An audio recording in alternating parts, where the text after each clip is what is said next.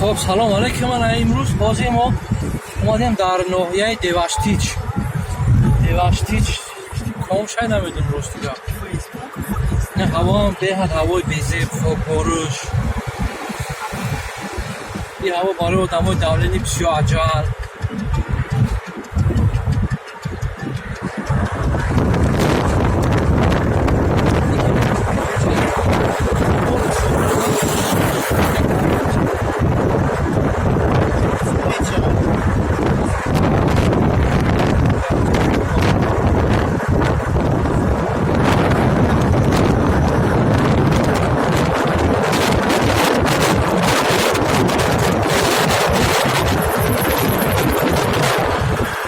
چه جای تورمو رو اینجا؟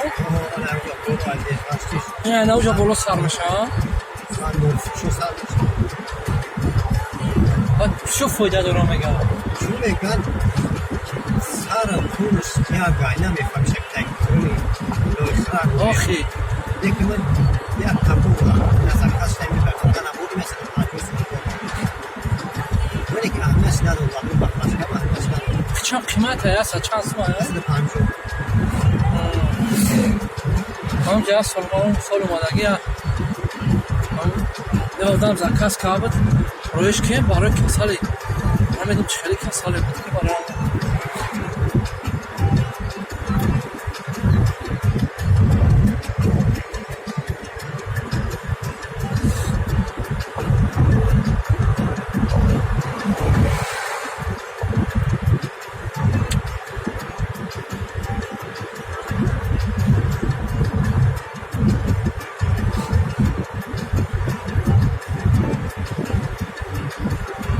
هفتاد شد اینجا میرفتم خوشه این ها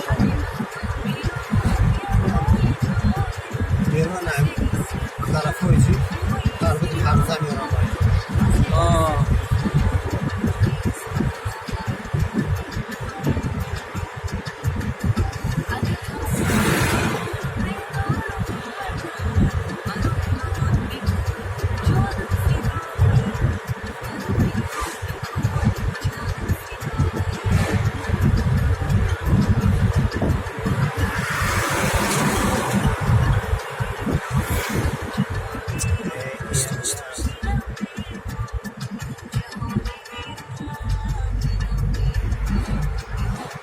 اینا خنده ماشین رفت